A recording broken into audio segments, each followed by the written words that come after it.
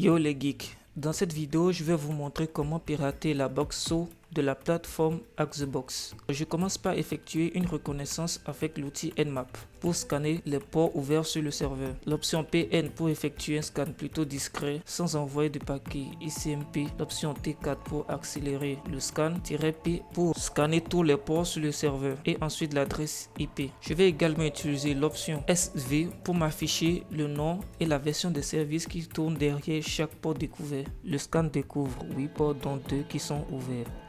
Le port 22 sur SSH et le port 55 dont le service est inconnu. En se connectant sur ce port dans le navigateur, on constate qu'une application web est hébergée sur le serveur.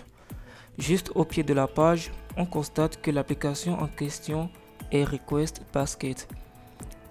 Après quelques recherches sur Google, Request Basket est un service conçu pour créer des points de terminaison permettant de capturer des requêtes HTTP et faciliter leur inspection via une interface utilisateur web simple.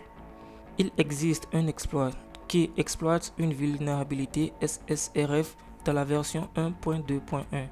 Une vulnérabilité SSRF qui signifie Server Side Request Forgery est une faille de sécurité dans laquelle un attaquant peut induire un serveur à effectuer des requêtes vers des ressources internes non autorisées ou à accéder à des informations sensibles à l'intérieur du réseau.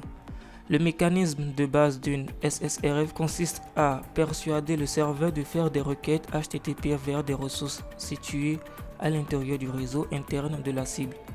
Le nom de la vulnérabilité liée à cette version est CVE 2023-27163. L'exploitation est assez simple à exécuter.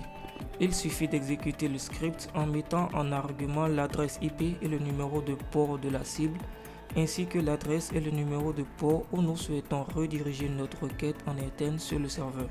En se connectant sur ce point de terminaison, on constate qu'une autre application web est hébergée en interne sur le port 80. Une fois de plus, on peut voir le nom de cette application au pied de la page.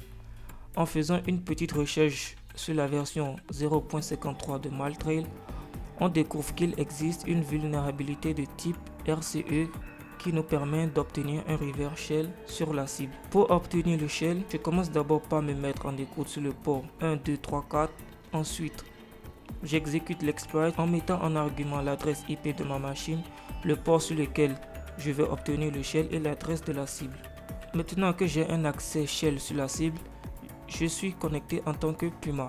Pour élever mes privilèges, j'exécute la commande sudo-l pour vérifier les commandes que j'ai le droit d'exécuter sans mot de passe. Je découvre que j'ai le droit d'afficher des informations sur le service trail en tant qu'administrateur sans fournir de mot de passe. En exécutant cette commande en tant que root, je constate que les informations sont affichées grâce à la commande less. Heureusement, l'interface de la commande less permet d'exécuter des commandes. Il me suffit donc d'écrire /bin/sh et là j'obtiens un shell root. J'espère que vous avez aimé cette vidéo. N'hésitez pas à écrire ce que vous en pensez en commentaire, à mettre un pouce bleu et à vous abonner pour ne pas manquer les prochaines vidéos. Ciao.